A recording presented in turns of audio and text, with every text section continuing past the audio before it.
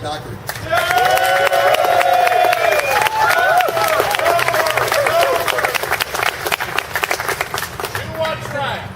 Thank you. Good afternoon, everyone, and thanks for coming out. I know a weekday is tough for people, hardworking people, to come out and make their way all the way up to Tallahassee to show that they're watching and that they don't like what's going on. I have to tell you, I was really shocked at what happened in the Transportation Committee today. Let's kind of go over what just happened. First of all, a new member was added to the committee yesterday. Had that new member not been added to the committee, this bill would have died in committee on a 4-4 vote. And we would be done. And we would be heading home. Yeah. But now we go to committee number 2, which is tomorrow morning. In committee today, I felt like I was in the twilight zone. The most conservative members of the legislature that I've served with for up to 13 years were trying to push through a bill that is about SunRail.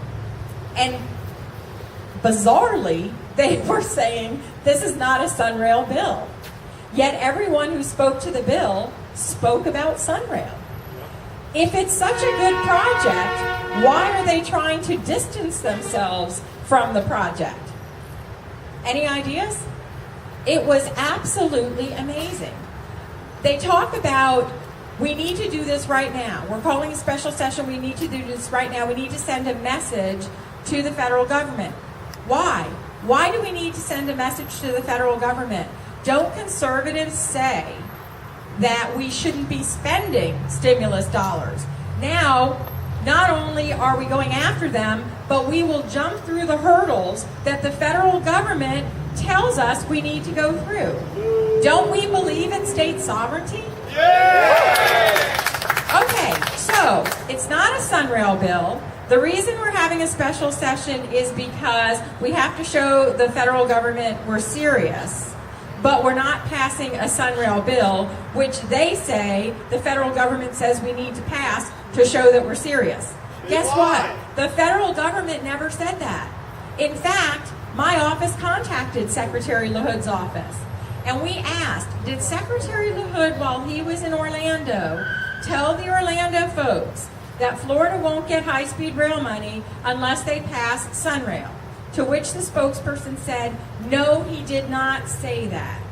And we said, will you check on that? And she said, I'll get back to you. And she called back and she said, no, he did not say that. And we said, would you please put that in writing?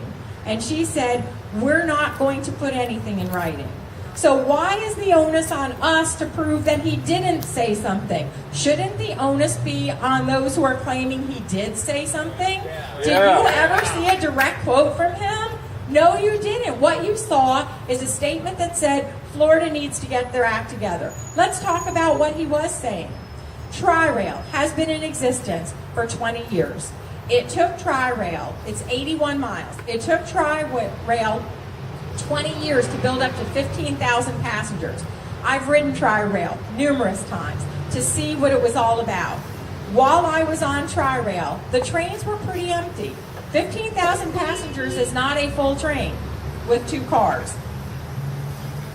Those individuals bring in revenue on Tri-Rail of $9 million a year. But in 2008, Tri-Rail, which has decent ridership of 15,000 people, their operating expenses were $89 million. It didn't come close to 50% of the cost. They bring in $9 million to cover $89 million of cost, and that's with 15,000 riders. So really, is the federal government saying, you can't afford the project you have, you may have to pay us back $256 million if you cut down the number of trains.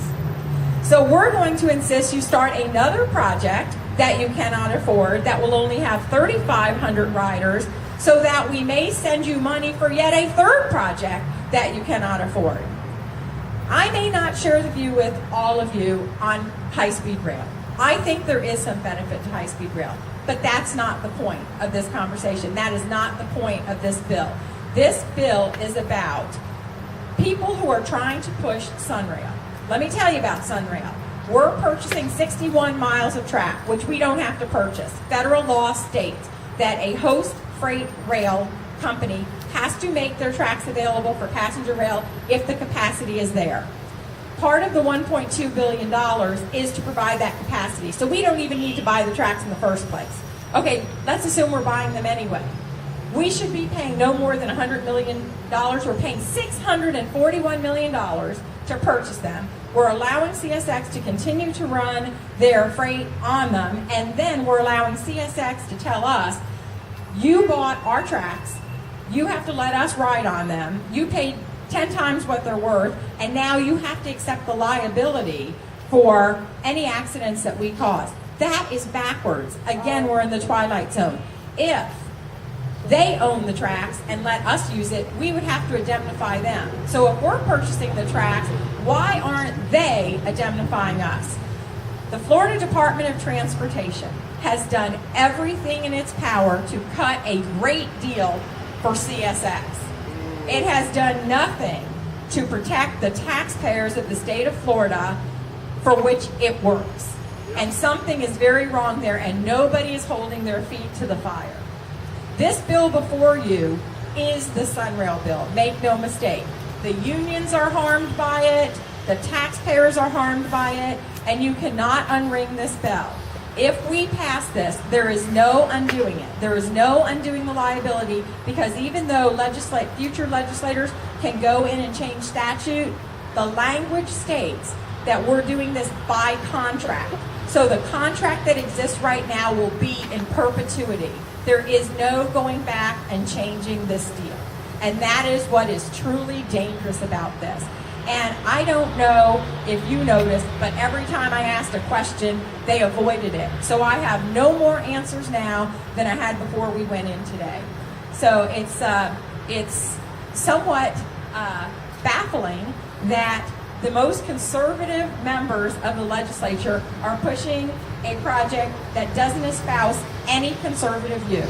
Is it less government? Nope. We created 2 new bureaucracies. Is it less taxes? Nope. They haven't explained how we're going to have the local governments put up their share to cover it. Does it empower people? Nope.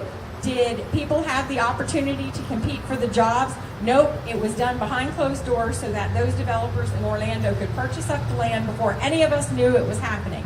It goes against every principle that I as a conservative stand for. So I have no idea how it's gotten this far. It's been voted down twice in the Florida Senate, once by not coming up because they didn't have the votes, once with a 24-16 vote, and here we are in special session. And it would have been voted down today on a 4-4 vote if a new member had not been appointed to the committee. It's a cram down. Cronyism. The cards are stacked against us. I don't have any management tools. I can't give someone a chairmanship. I can't take the chairmanship away. I can't give someone an appropriations. I can't take an appropriations away. I can only get out the facts. And it's a complicated deal, and it's hard to get out the facts when people eyes glaze over when you start talking about all the various facts.